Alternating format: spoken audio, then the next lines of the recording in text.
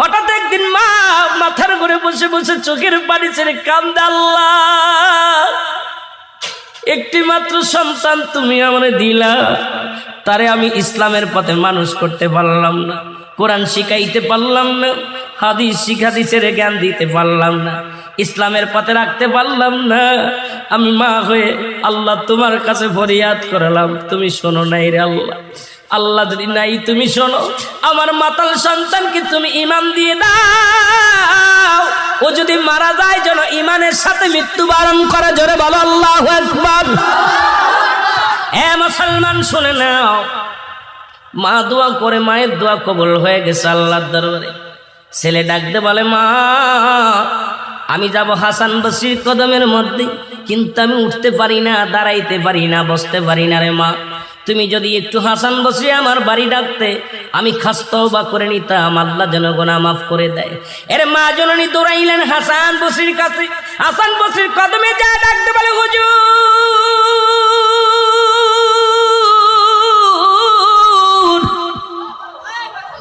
আমার মাতাল ছেলে তওবা করতে চায়, কালেমা পড়তে চায়, আপনি যদি আমার সাথে একটু আমার বাসায় যাইতেন গো, তাহলে আমি অত্যন্ত খুশি হতাম আপনার উপরে।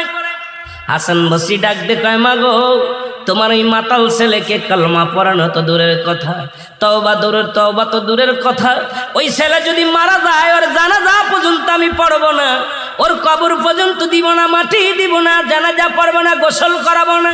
সুতরাং নাফরমান গুনাহগার ব্যক্তি যদি মারা যায়, আমি হাসান বসরি তার কদর সেখানে যেতে পারি না। মা জননী কাঁদতে কাঁদতে চলে আসলেন বাড়ি এসে দরজা খুলে সন্তানের মাথায় হাত বোলাইয়া দিলেন। ছেলে ডাকতে বলে, মা হাসান বসরি কি আসছে? কয় না। কয়, মা গো কেন আসলো না? কয়, তোর মতো মাতালকে সে কালেমা পড়াবে না, তোর মতো মাতালকে সে তওবা করাবে না। ছেলে চোখের পানি ছেলে ডাকতে বলেন, মা গো,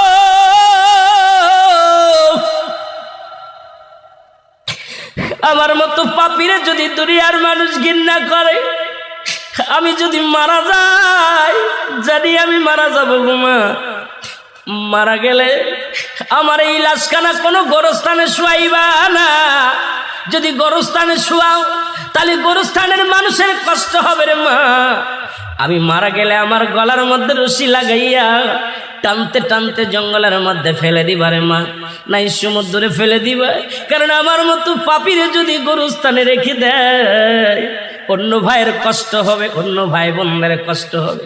এই জন্যে মা গো, আমার দেহ কানা তুমি দুনিয়ার মধ্যে কোথাও দাফন করবা না। মা একটা দাবি করে, যার দুনিয়ার মধ্যে ভুল করেছি রে মা, আমি ক্ষমা চাই। কানতে কানতে সন্তান দুনিয়া থেকে বিদায় হয়ে গেল। আল্লাহু আকবার বলো। সন্তান মারা গেল, জনম দুঃখিনী মা চোখের পানি ছেড়ে কান্দে, মালি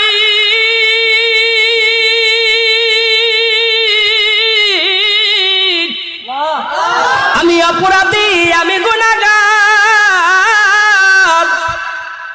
একটা মাত্র সন্তানকে আমি দিনের বুঝ দিতে পারি নাই, সন্তান মারা গেল, এই লাশ আমি কোথায় রাখবো, এই মরা দেহখানা আমি কোথায় ফেলে দিব রে আল্লাহ।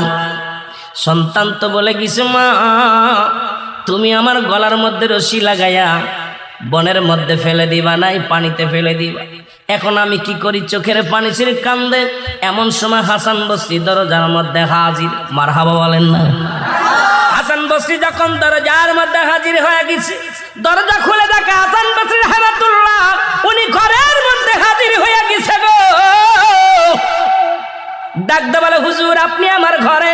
কই, মা গো, তোমাকে বিদায় করে দিয়া আমি জোহরের নামাজ পড়ে যখন যাই নামাজের পর ডান হাত মোবারক মাথার তলে দিয়ে ঘুমাইছিলাম, ইলহামের মাধ্যমে শুনতে পারলাম, হাসান যে মা তার সন্তানের জন্য ক্লাতি করে রে,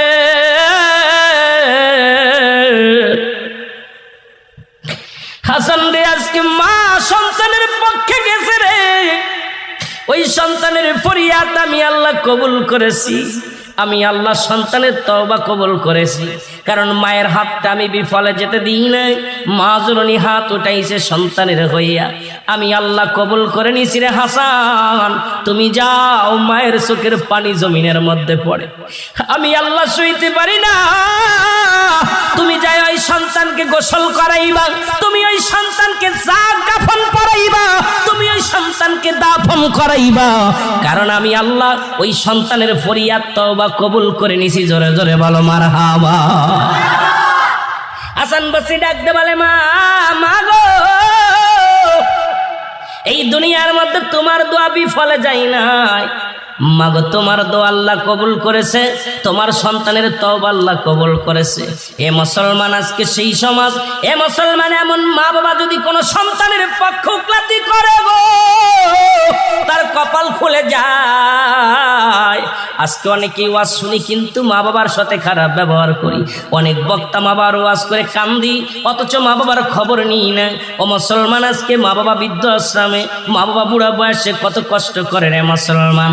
আজকে মা বাবার হক আমরা আদায় করতে পারি না, আল্লাহর দরবারে কি জবাব দিব রে মুসলমান। আমি এই জন্য আমি আপনাদেরকে বলে যাই, তওবা করবা বেশি বেশি, আর মা বাবার যত্ন করবো বেশি বেশি গো। মা বাবারেও খুশি রাখবা, আমার আল্লাহ রাসূলকেও খুশি রাখবা, ইসলামের বিধান মেনে চলবা, দুনিয়া আখিরাত দুইটাই শান্তি পাবা। জোরে জোরে বলেন ঠিক কিনা? এ মুসলমান, গভীর মনোযোগ। লা ইলাহা, নাই কোন ইলাহ ইল্লাল্লাহু, এক আল্লাহ ছাড়া। মুহাম্মাদুর রাসূলুল্লাহ, আল্লাহ পাকের প্রেরিত রাসূল বা বান্দা হলো নবী। মারহাবা বলো আর একটু জোরে। আল্লাহ পাক একমাত্র ঠিকানা হলো রাহমাতাল লিল আলামিন। নবীকে ভালোবাসো, আল্লাহর প্রেমের ডুব দাও রে মুসলমান। এই কালেমা পড়লেন পৃথিবীর মধ্যে, এই কালেমা পড়ে ইসলামের মধ্যে ঢুকলা।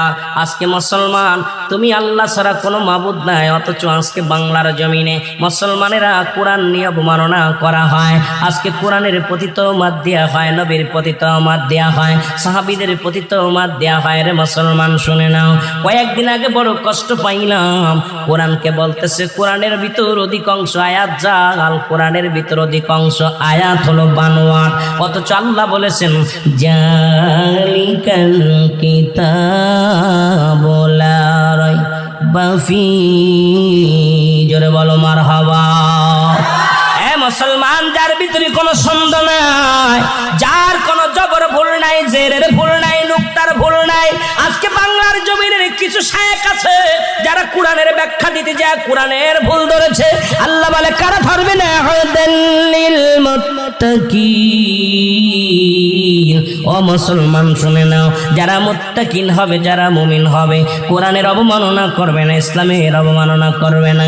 এই জন্য যারা চন্দ্র পূজা করে, যারা প্রতিমা পূজা করে, যারা দুনিয়ার মধ্যে আল্লাহ ছাড়া অন্যকে সাক্ষী বানায়, দেবতা বানায় পূজা করে, আল্লাহ বলে হাবিব ওদের জানায়া দাও। আমি ছোট্ট একটা সূরা পড়ে আলোচনা শুরু করেছি, সূরা ইখলাস। আল্লাহ বলে হাবিব ওদের জানায়া দাও, আল্লাহু আল্লাহু আহাদ আল্লাহুস সামাদ লাম ইয়ালিদ ওয়া লাম ইউলাদ ওয়া লাম ইয়াকুল লাহু কুফুয়ান আহাদ। জোরে জোরে চিল্লায় চিল্লায় বলেন আল্লাহু আকবার। আল্লাহ ডাকতে বলে হাবিব,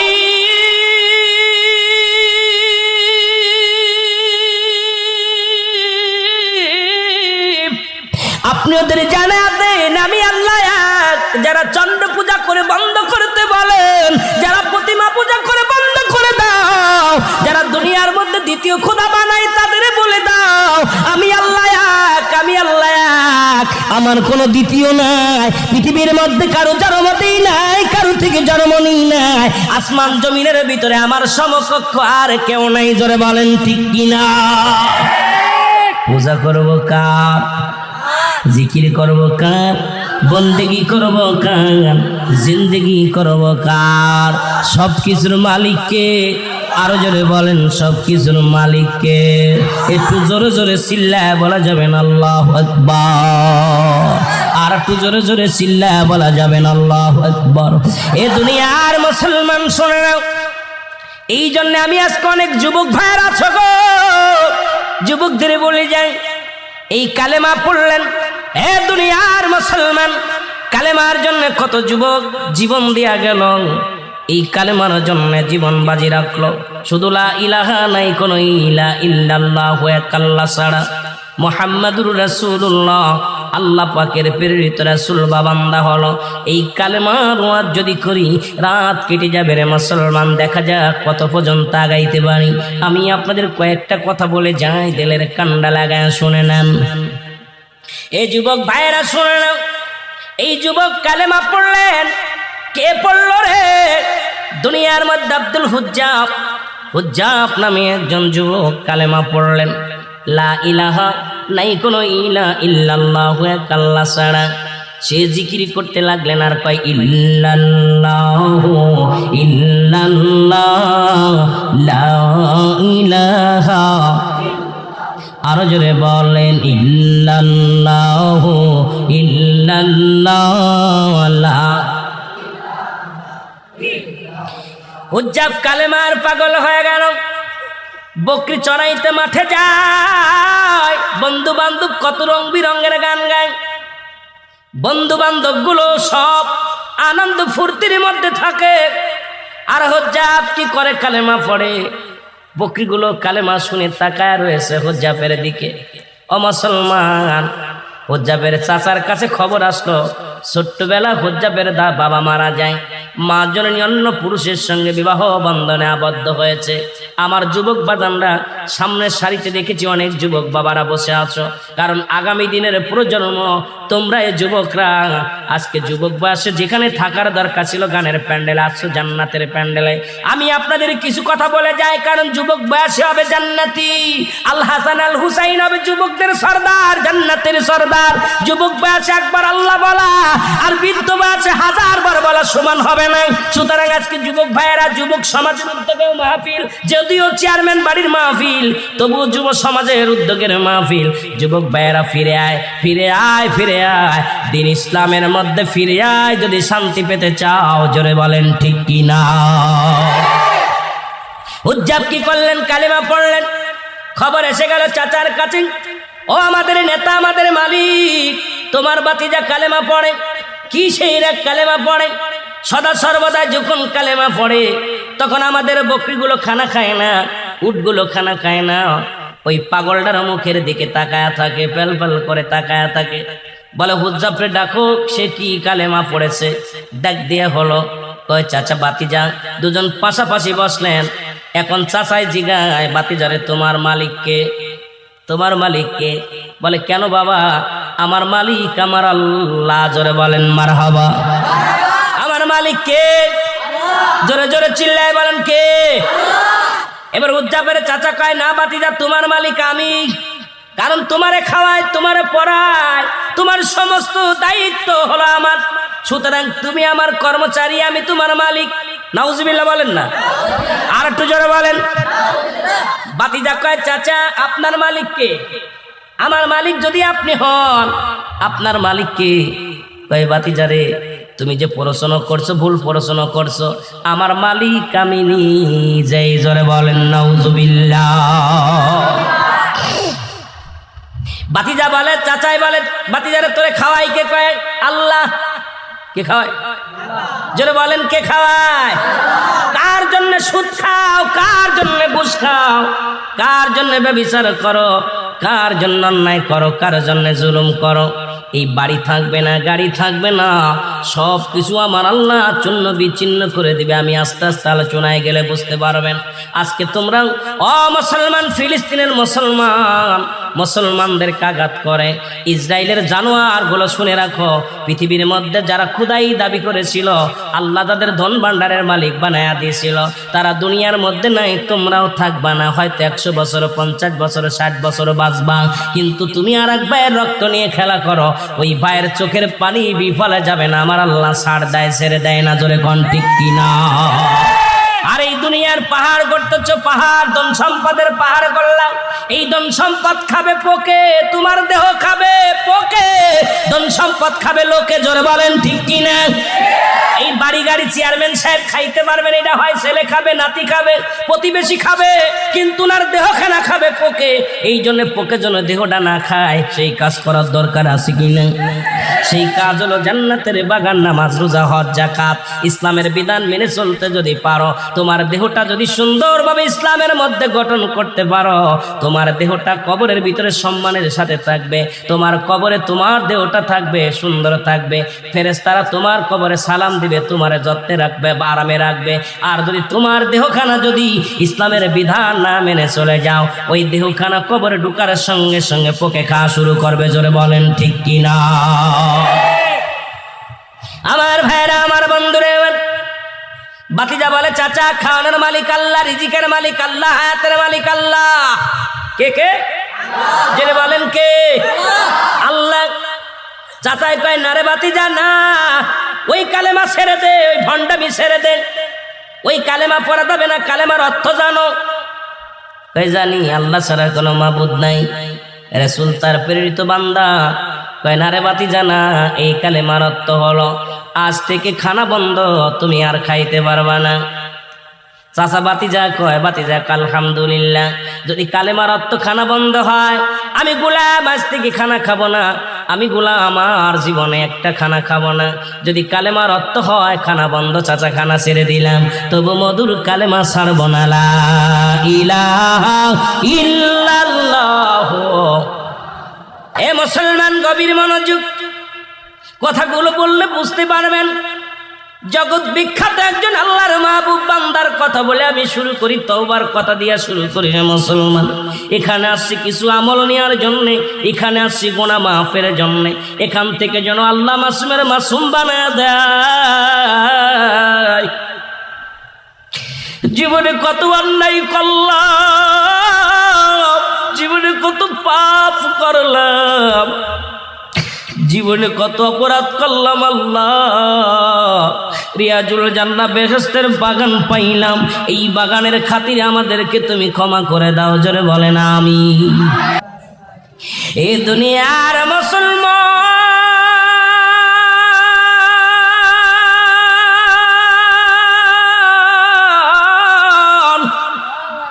আমি বলতেছিলাম, এক নাম্বার বিপদ হলো মানুষের মরণ,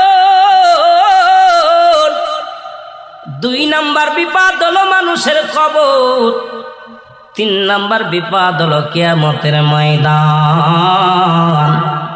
একটার পর একটা বিপদ রে মুসলমান। এই মরণের কথা বলতে যাইয়া আমি আপনাদেরকে বলতেছিলাম, সবচাইতে সহজ মৃত্যু যদি এত কঠিন হয়, তাহলে তাদের কঠিন মৃত্যুটা কত কঠিন হয়। ও দরদি বন্ধু, একটা কথা বললে বুঝতে পারবেন রে মুসলমান। মা মরিয়াম আলাইহিস সালাম, ঈসা ইবনে মরিয়ামের মা, ঈসা নবী একদিন বসে আছে, মা মরিয়াম ডাকতে বলে, বাবা বাজারে যাও, কিছু ফল নিয়ে আসো আমার জন্য, আমি দুঃখিনী মা, কিছু ফল খাবো। মা মরিয়াম যখন হুকুম দিলেন, হযরত ঈসা আলাইহিস সালাম কি ফলের সন্ধানে ঈসা নবী চাকা নিয়ে ঝুড়ি নিয়ে চলে গেলেন ফল আনতে। বাজারে যখন ফল আনতে চলে গেলেন, আজরাইল আলাইহিস সালাম জমিনের মধ্যে আগমন করলেন। কত ছেলে কলেজে পড়ে লেখাপড়া করে চাকরি করবে, আজরাইল সামনে খাড়া হয়ে গেছে, মোটর সাইকেল নিয়ে গেছে, শেরপুরে বাজারে পথের মধ্যে লাশ হয়ে ফিরেছে।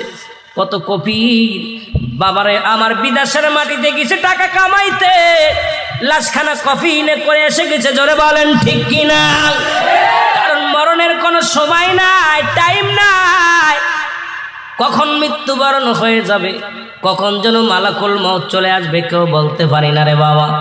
এই জন্য আমি আপনাদেরকে বলে যাই, অনেকে মনে করি বুড়া হলে নামাজ পড়বো, বুড়া হলে রোজা রাখবো, বয়স হলে, এখনো তো বয়স হয় নাই।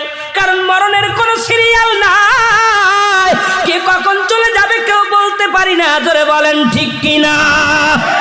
আমার ভাইরা, আমার বন্ধুরা, এর মারিয়াম মারিয়ামের কাছে আজরাইল ডাকতে বলে, সালাম দাও, আসসালামু আলাইকুম মা মারিয়াম।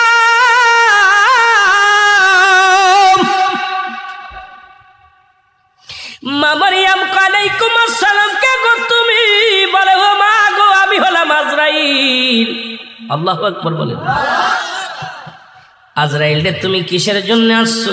কয় মা গো, আল্লাহর হুকুম হয়েছে তোমার জানটা এখন বাইর করব, তোমার রূহটা এখন এই মুহূর্তে তোমার রূহটা ছিনিয়ে নিয়ে হবে, এখনই তোমাকে মৃত্যুবরণ করতে হবে, তোমার রূহটা নিয়ে যাওয়ার হুকুম হয়েছে আমার উপরে। জোরে বলেন আল্লাহু আকবার। আর একটু জোরে বলেন আল্লাহু আকবার। মা মরিয়ম একটা চিৎকার মেরে বলে, আজরাইল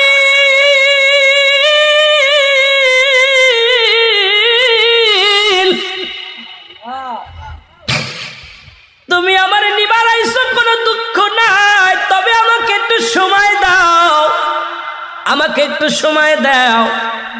আমি আমার ছেলেকে পাঠাইছি ফল আনতে, আমার ছেলে আমার কলিজার টুকরা সন্তান যখন ফিরে আসবে তার সাথে 2টা মিনিট কথা বলতে চাই রে আজরাইল, এই সময়টুকু আমারে দাও, আমি আমার ছেলের সঙ্গে 2টা কথা বলতে চাই।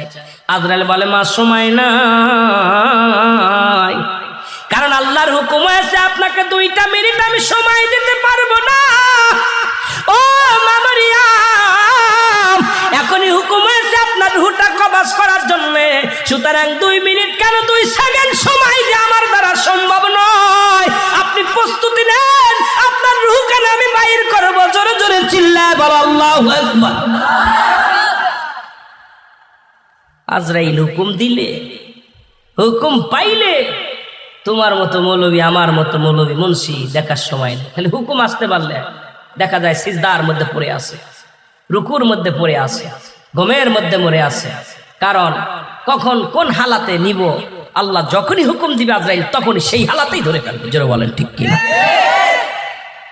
আজরাইল আলাইহিস সালামকে মারিয়াম আলাইহিস সালাম বলে, ও আজরাইল, আমি ভয় করি না, মৃত্যুকে ভয় করি না, মৃত্যুকে পরোয়া করি না, তুমি আমার নিয়ে যাবা, যদি আমার কথাই যদি না শুনবা তাহলে আমি প্রস্তুতি নিলাম, তুমি আমার রূহটা নিয়ে যাও। সঙ্গে সঙ্গে আজরাইল আলাইহিস সালাম রূহটা নিয়ে গেছে, মা মরিয়ম জমিনের মধ্যে পড়ে গেছে। জোরে বলো আল্লাহু আকবার। মরিয়ম আলাইহিস সালাম কি বলছে, সঙ্গে সঙ্গে জমিনের মধ্যে পড়ে গেছে গো।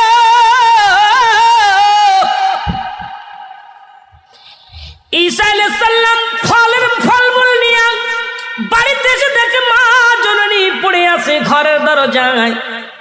ঈসা আলাইহিস সালাম চিন্তা করছে মা ঘুমায়, মাকে ডিস্টার্ব করা যাবে না। ফলের জাকা মায়ের মাথার গড়ে রেখে ঈসা আলাইহিস সালাম দাঁড়াই রইলেন, মা কখন জাগবে, মা কখন উঠবে, কখন ফল খাবে, বল বাবা তুমি ফল আনছো নি।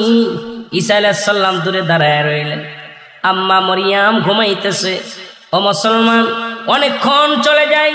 ঈসা আলাইহিস সালাম কা আমার মা আমার বাড়িতে যখন পা রাখতাম রে, আমার দুঃখী মা পায়ের শব্দ শুনে কোনোদিন ঘুমাই নাই রে, আমার জনম দুঃখিনী মা যখন আমি ঘরে ফিরে আসতাম পায়ের শব্দ শুনিয়া বলতো, ঈসারে আইসো নি বাবা, ও বাবা তুমি কি ঘরে আইসো, আজকে যেহেতু মা ডাকে নাই, মার কোনো অসুখ হলো নি। মায়ের হাতটা যখন ধরলেন দেখে মায়ের আর প্রাণ পাখি নাই, মা দুনিয়া থেকে নেছে বিদায়। চোখের পানি ছেড়ে কান্দে আর বলে আল্লাহ, মায়ে আনতে বললো ফল, মায়ের বুঝি পরাণে ফল চেয়েছিল, আমি ফল আনিয়া মাকে আর পাইলাম না, তুমি মাকে নিয়ে গেলে আমার আল্লাহ, তুমি আমার মা জননীকে নিয়ে গেলা।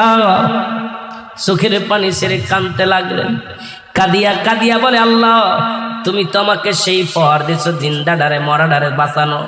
ঈসা আলাইহিস সালাম ডাক দে বলে আল্লাহ সেই ক্ষমতা আমারে দিয়া দাও, আমার মাকে একটু জাগাইব। সঙ্গে সঙ্গে আল্লাহ ক্ষমতা দিয়ে দিলেন, হুকুম দিলেন ঈসারে তোর মারে ডাক দে। সঙ্গে সঙ্গে ঈসা আলাইহিস সালাম ডাক দেয়, মা আর ঘুমায় না, ওঠো। মা জননী লাফতে উঠলেন, মারহাবা বলেন। মা জননী বলে বাবা রে তুমি ফল নিয়ে আইসো নি? কয় হ্যাঁ। আল্লাহু আকবার। মা গো তুমি আর ফল খাইতে পারবা না গো মা, ফল তো নিয়ে আসলাম, তুমি আর জগতে নাই, তবে একটা কথা জানার জন্য তোমারে জাগাইছি গো মা, মা বলে বাবা কিসের জন্য জাগাইলি বল। কয় মা গো তোমার সঙ্গে আজরাইল কি রকম আচরণ করেছে আমি জানতে চাই। আল্লাহু আকবার বলে। তোমার সাথে আজরাইল আলাইহিস সালাম কি রকম আচরণ করেছে জানতে চাই। মা মরিয়ম ডাকতে বলে বাবা ঈসা রে,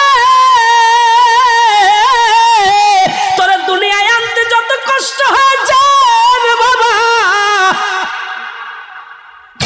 এই দুনিয়ার মধ্যে আজরাইল আমার জানটা যখন বাইর করেছে আমি এত বড় যন্ত্রণা, এত কঠিন যন্ত্রণা এতে পূর্বে কোনদিন পাই নাই। জোরে জোরে চিল্লায় বলা যাবে না আল্লাহু আকবার। ঈসা আলাইহিস সালাম একটু ক্ষিপ্ত হয়ে গেছে।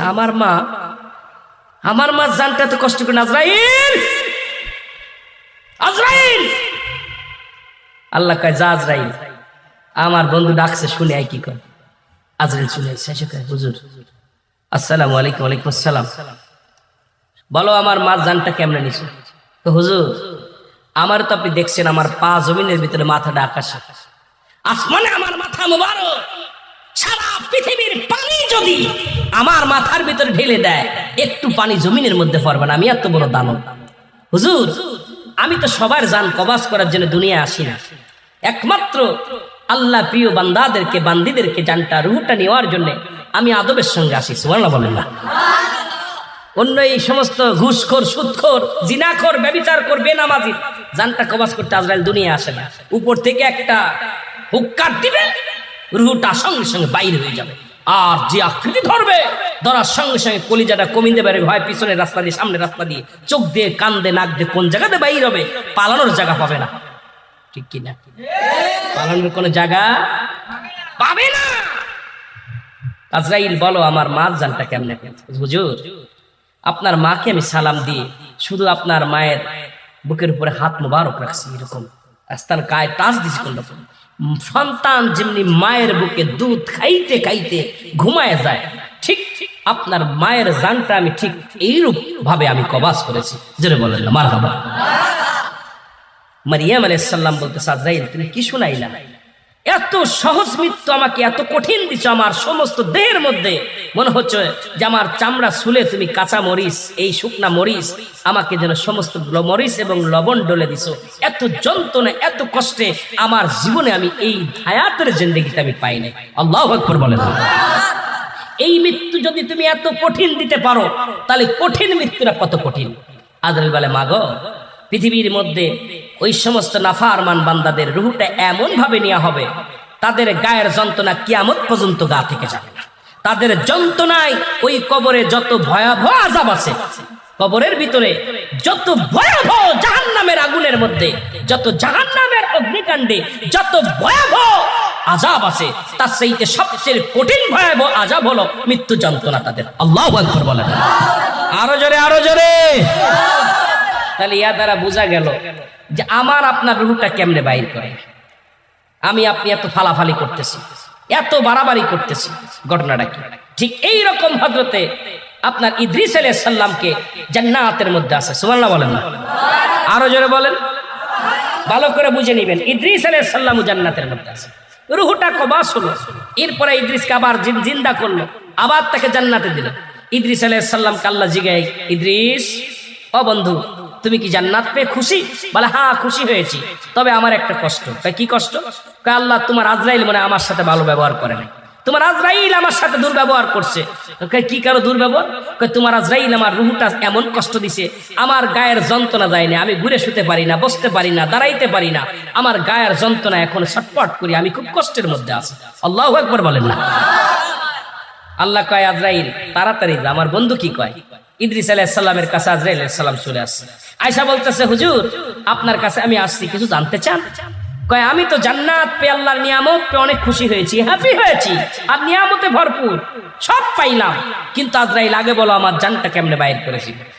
ইদ্রিস আলাইহিস সালাম বলা পর আজরাইল আলাইহিস সালাম বলে হুজুর হুজুর আপনার রূহটা আমি এত আসানে যেমন একটা ফুল ছেড়ে বা একটা পিপিলিকায় কামড় দেয়, আপনাকে তো এত পরিমাণও আমি কষ্ট দিই।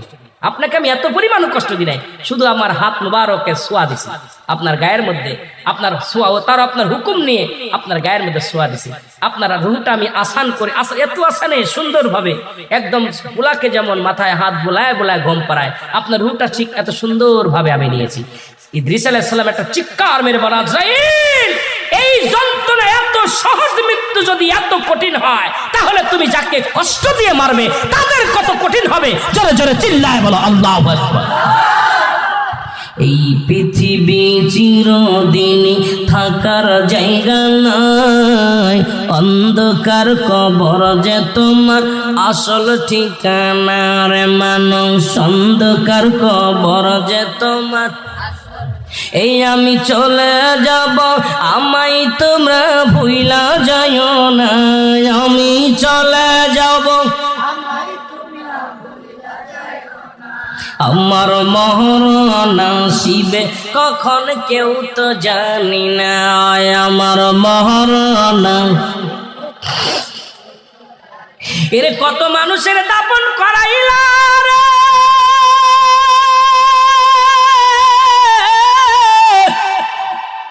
কত মানুষের কাপন পরাইলা, কত মানুষকে গোসল করাইলা। গোসল যারা করায় কেউ বলে পায়খানা করে দিছে, কেউ বলে প্রস্রাব করে দিছে, কেউ বলে জিহ্বা বাইরে গেছে, চক্ষু দুইটা বড় বড় হয়ে গেছে। এই মরণের যন্ত্রণা আল্লাহ আল্লাহ, তুমি আমাদের মরণ ব্যাধিটা একটু আল্লাহ মাফ করে দিও গো আল্লাহ। এই মরণের সময় তুমি আসানের সঙ্গে মৃত্যু দিয়া দিও, ইমানের সাথে মরণ দিও। জোরে জোরে বলেন আল্লাহু আকবার। এ আমার ভাইরা, আমার বন্ধুরা, আল্লাহ ও আমার আল্লাহ, এই মরণটা যেন এমন ভাবে দাও, এই মরণের সময় যেন কালেমা পড়তে পড়তে মরতে পারি, এই কালেমা যেন নসিব হয়ে যায় আল্লাহ, ইমানের সাথে যেন মৃত্যু হয়। এর 2 নাম্বার বিপদ হলো মানুষের কবর।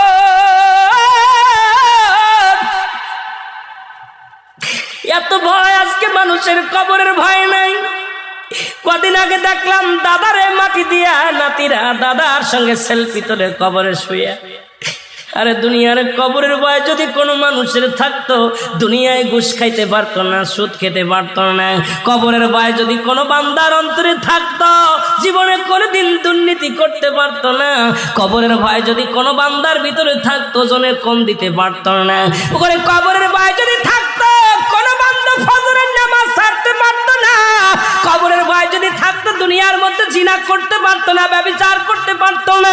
কবরের ভয় যদি থাকতো, মিথ্যা বলতে পারতো না। আসলে আমাদের কবরের ভয় নাই। ও মুসলমান, দ্বিতীয় বিপদ হলো মানুষের কবর। এই দ্বিতীয় বিপদ হলো আমাদের কবর। জোরে বলেন আল্লাহু আকবার। আজকে আমাদের অন্তরে কেন কাঁদে না? কবরের ভয় কেন আমাদের অন্তরে জাগে না রে মুসলমান? আমি দেখলাম, কত জায়গা দেখলাম, কবর করে আর সেলফি তুলে ছেড়ে দেয়।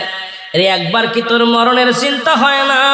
যেখানে কোনো বাতি নাই, যেখানে কোনো সাথী নাই, কোনো বন্ধু নাই, ওরে বন্ধু নাই, বান্ধব নাই, এই ঘরে একমাত্র আমার আপনার হবে ঠিকানা। জোরে বলেন ঠিক কিনা? এ আমার ভাইয়েরা, আমার বন্ধুরা, আমার গভীর মনোযোগ। এই কবরে যেদিন শোয়া দিবে রে,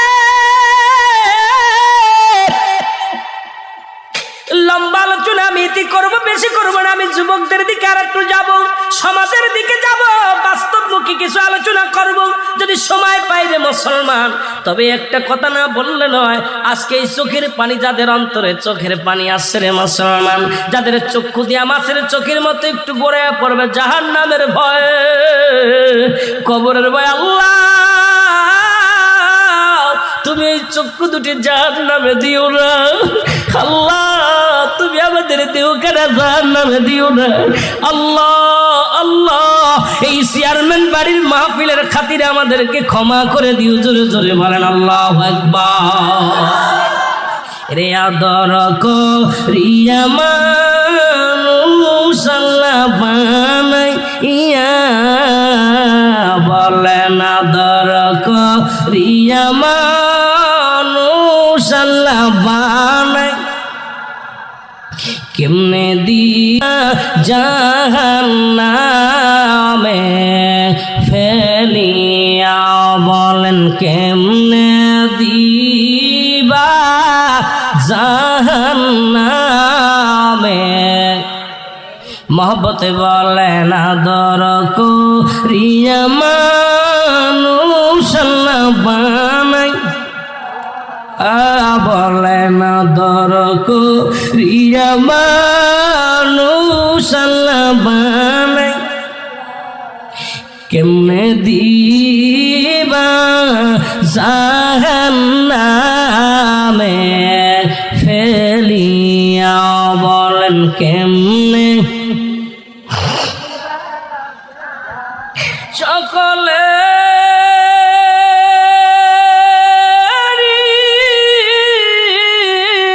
দরজা হইতে আল্লাহ ফিরিয়া, এর সকলে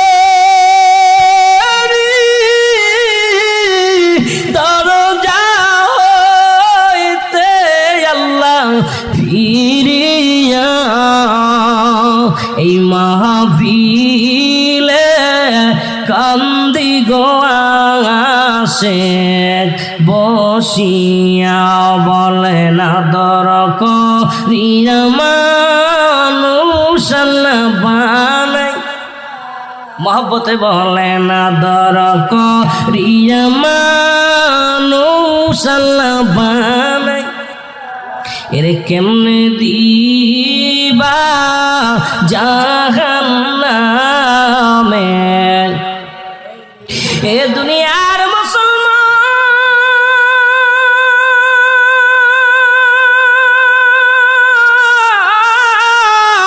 এই আসমান যেমনি বানাইছে বান্দা তোরে এমনি বানাই নাই, জমিন যেমনি বানাইছে আমার আল্লাহ এমনি তোরে বানাই নাই, এই আকাশ যেমনি বানাইছে আমার আল্লাহ তেমনি তোরে বানাই নাই, ফেরেশতাদের যেমনি বানাইছে আমার আল্লাহ এমনি তোরে বানাই নাই, এর ফেরেশ জিন জাতিরে যেমনি বানাইছে আমার আল্লাহ এমনি তোরে বানাই নাই।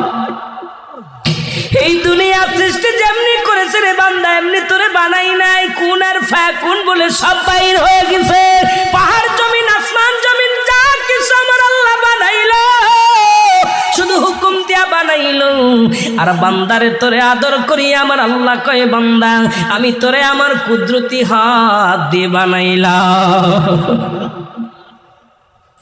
বান্দারে আমার আল্লাহর কুদরতি হাত দিয়ে তোরে বানাইলো, একবার তোর মুখের দিকে তাকায় দেখ, তোর কত সুন্দর নাকটা বানাইলো, কত সুন্দর মুখটা বানাইলো, কত সুন্দর তোর গালটা বানাইলো, কত সুন্দর চোখ দুটি বানাইলো, কত সুন্দর দুটি কান দিল, বান্দারে 3.5 ইঞ্চি 4 ইঞ্চি একটা কপাল দান করলো, এই বান্দা হাজার গুনাহ করিয়া তখন সিজদার মধ্যে যায় বলে সুবহান রাব্বিল আলা, আল্লাহ বলে যখন ডাক দেয় আমার আল্লাহ লজ্জা পেয়ে যায়, কারণ আদর করে বান্দা বানাইছে, এই বান্দা যখন নত সুরে আল্লাহ বলে ডাক দেয় আমার আল্লাহ জিন্দেগির সব গুনাহ মাফ করে দেয়, জোরে বলেন মারহাবা। এই জন্য ফেরেশতাদের যেমনি বানাইছে বান্দা তোরে এমনি বানাই নাই, তোর কত দাম, এই মানুষের কত দাম, মানুষের কত ইজ্জত, মানুষকে কত মহব্বত করে আমার আল্লাহ বানাইলো, আল্লাহ কয় বান্দা এই আকাশ জমিনের মধ্যে যা কিছু আমি আল্লাহ বানাইলাম শুধু হুকুম দিছি রে বান্দা, আমি বান্দা হুকুম দিয়া সব বানাইলাম, আর এই মানব জাতিকে আমি আদরের বান্দা বান্দিরে আমি বানাইলাম আমার কুদরতি হাত মোবারক দিয়া, সেই আল্লাহ পাকের সঙ্গে নাফরমানি কেমনে করে বান্দা, একবার কি মরণের চিন্তা হয় না, কবরের চিন্তা হয় না, জোরে জোরে বলেন ঠিক কিনা। আদর করিয়া মানুষ আল্লাহ বানাই, বলেন আদর করিয়া মানুষ আল্লাহ বানাই, এর কেমনে দিবা জাহান্নামে ফেলিয়া, বলেন কেমনে।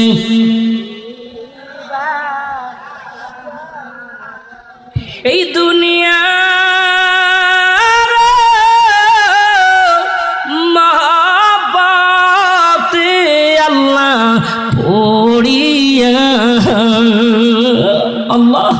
এই দুনিয়া মায়ার জালে আল্লাহ পড়িয়া নামাজ রোজা সবই গদিছি সারিয়া পাখি যে দিন ফাঁকি দিয়া চলিবে সোনার খাসা বিছানাতে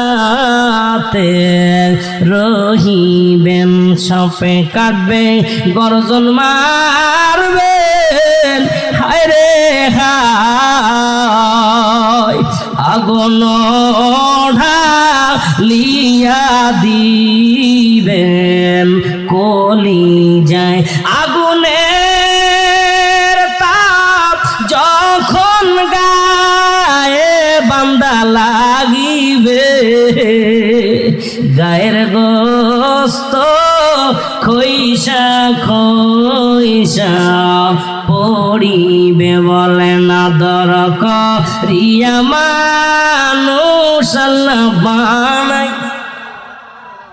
কেমনে দিবা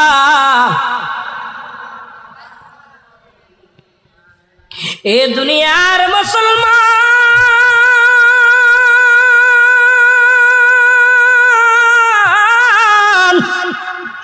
আমি এই জন্য বলতেছিলাম দ্বিতীয় বিপদ হলো মানুষের কবর। এই কবরে যেদিন শোয়াবে সর্বপ্রথম দু একজন ফেরেশতা আসবে, তার নাম হলো নুমান ফেরেশতা। আল্লাহু আকবার। আমরা জানি কবরে শোয়াইলে একজন ফেরেশতা আসবে, মানকার নেকির ফেরেশতা। আপনার দু কাঁধে দুজন বর করে রাখছে কেরামান কাতিবিন। দুনিয়ার জিন্দেগিতে যা যা করছেন সব লিখে রাখছে দুজন ফেরেশতা। কবরে যেদিন শোয়ানো দিবে সঙ্গে সঙ্গে কবরের মধ্যে আসবে নোমান ফেরেশতা। আপনাকে রুহটা পৌঁছাতে বলবে বান্দা চেয়ারম্যান সাহেব দুনিয়ার মধ্যে আল্লাহ রুহটা দিয়েছিল, আজরাইল জানটা নিয়েছিল, আর আমি নোমান ফেরেশতা আপনার রুহটা ফেরত দিয়ে গেলাম। এই নেন রুহটা ফেরত দিয়ে দিলাম। দিয়া পর বান্দারে জাগাইবে, চক্ষু দিয়া দেখবে না, অন্ধের মতো সব টের পাবে। অন্ধ মানুষ যেমন দুনিয়ার আলো বাতাস দেখতে পায় না, কানে সবই শুনতে পায় রে মুসলমান শুনে নেন। এইরকম যখন রোমান ফেরেশতা ডাকতে বলবে বান্দা ওঠো, এবার হাতের মধ্যে দুখানা কাগজ আনবে নোমান ফেরেশতা। একখান আনবে বদির কাগজ, একখান আনবে নেকির কাগজ।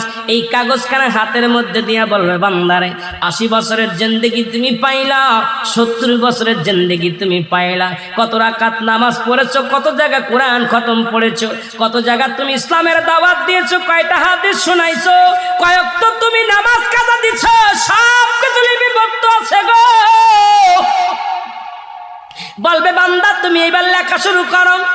ভালো কাগজ দেখিয়া পরীক্ষার খাতা হাতে নিয়া বান্দা বলবে ফেরেশতারা রে আমি লিখবো, আমি কলম পাবো কই? আমার রোমান ফেরেশতা ডাকতে বলবে বান্দারে তোর ডান হাতের শাহাদত আঙ্গুল বারক হলো তোমার কলম। আমার দেশের অনেক ভাই অনেক আলেম ওলামা চুন খায় আঙ্গুলে, এই আঙ্গুলটা তো চুন খাওয়ার জন্য নয় রে বাবা, এই আঙ্গুলটার এত দাম চন্দ্রটাকে দ্বিখণ্ডিত করেছে রাহমাতুল লিল আলামিন চাই আঙ্গুলের ইশারায়।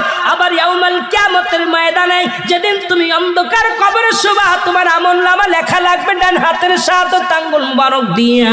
এই হাত দিয়ে এই হাতের মর্যাদা জানো রে মুসলমান শুনে নাও, এই ডান হাতের আঙ্গুল শাহাদত আঙ্গুল মুবারক হবে কলম। বান্দা বলবে ফেরেশতারা রে ও নুমান ফেরেশতা আমি কলম পাইলাম, কালি কই? বলে কালি হলো তোমার মুখের থুতু মুবারক। এখন এই থুতু মুবারক পবিত্র রাখতে হবে। আজ থেকে আর গাঁজা খাওয়া যাবে না, বিড়ি খাওয়া যাবে না, তামাক খাওয়া যাবে না। ওরে অনেক আলেম আছে পানের মধ্যে এত হানিক জর্দা না হলে পান চলে না, আবার বিড়ির বিরুদ্ধে ওয়াজ করে রে মুসলমান শুনে নাও।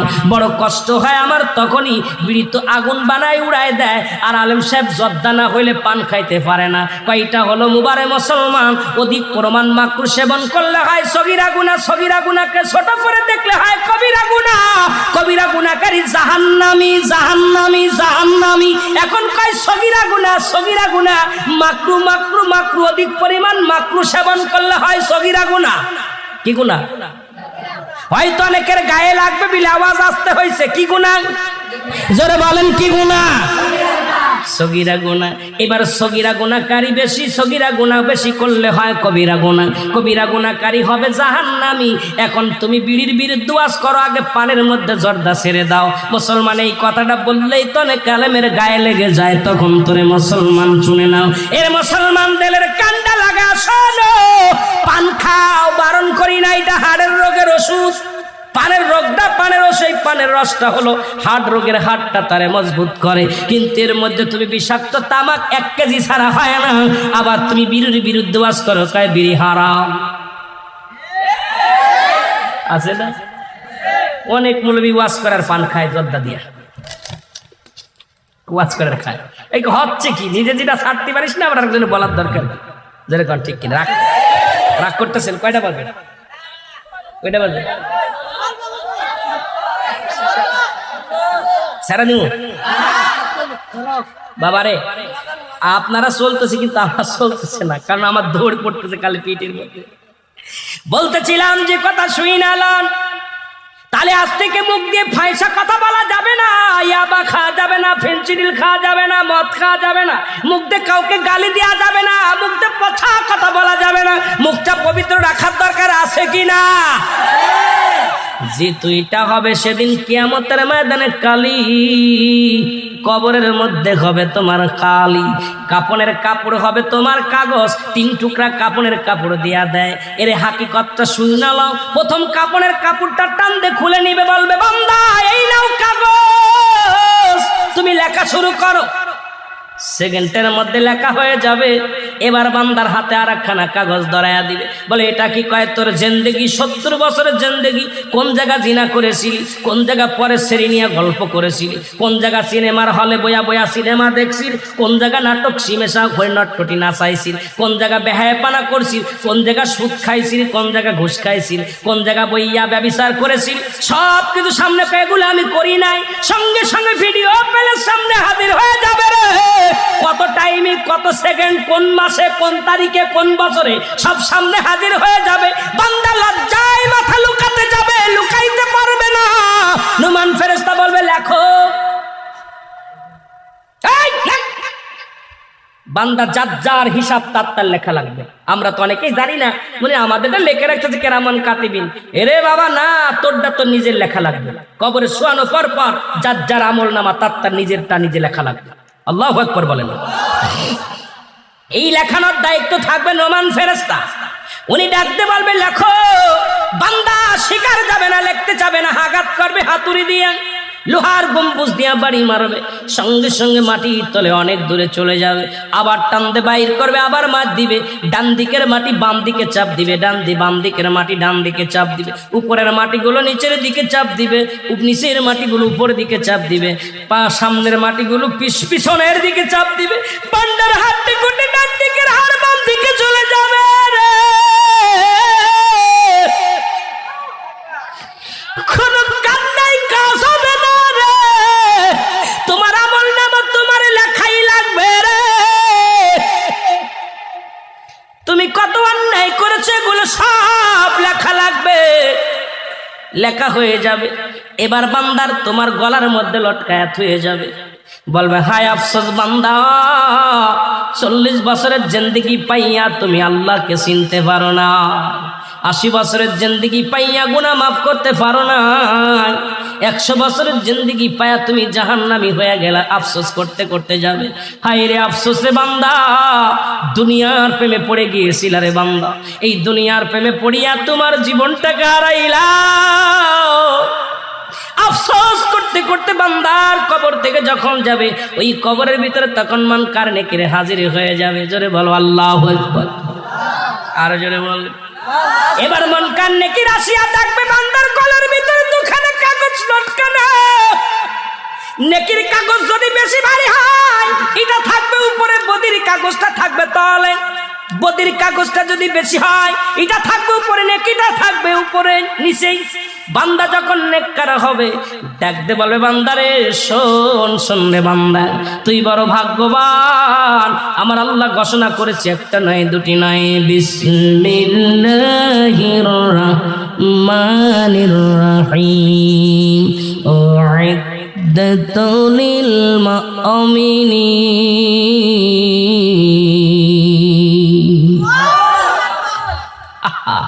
বান্দারে তুই মুমিন, তুমি মুত্তাকি, তোর জন্য প্রস্তুতি আছে, একটা নয় দুটি নয়, 8টা। কয়টা? তোর জন্য প্রস্তুতি করে রাখছে আমার আল্লাহ 8টা জান্নাত। কয়টা জান্নাত? জোরে বলেন, কয়টা জান্নাত? ভয় পান না? কয়টা জান্নাত?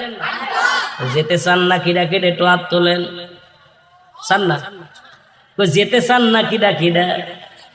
আরে বাবা, শেরপুরের মানুষ ধরা পড়ে গেছে। শেরপুরের নাইয়া বড়ই তো লাগাইয়া কি বিশ্ব পাগল বানাইল রে, ঠিক কিনা? এই শেরপুরের মানুষ ধরা পড়ে গেছে রে বাবা। জান্নাতে যেতে চাই সবাই, জোরে বলেন ঠিক কিনা? আরে জোরে বলেন ঠিক কিনা? এ মুসলমান, জান্নাতে যেতে চাই, জোরে বলেন ঠিক কিনা? আরো জোরে ঠিক কিনা? ও মুসলমান, কয়টা জান্নাত? কয়টা জান্নাত? সব করাই চাই, কতক্ষণ সব করাই, কারণ আল্লাহর গোলামি করবো, একটা নয়, সব করা চাই, সব বাড়ি আমার। কতক্ষণ আল্লাহ পাক দিয়ে দিবে, কয় বান্দারে যেটা খুশি যা।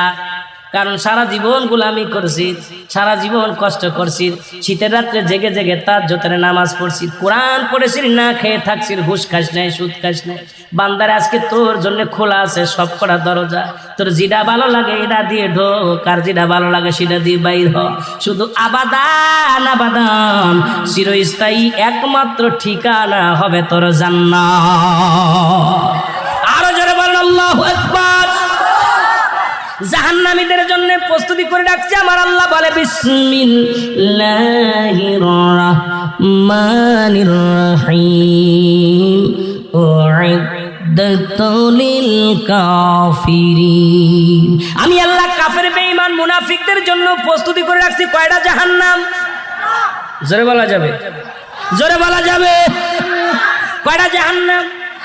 আল্লাহ বলে কাফের, বেঈমান, মুনাফিকদের জন্য রেখে দিলাম 7টা জাহান্নাম। কিরা কিরা যাবেন?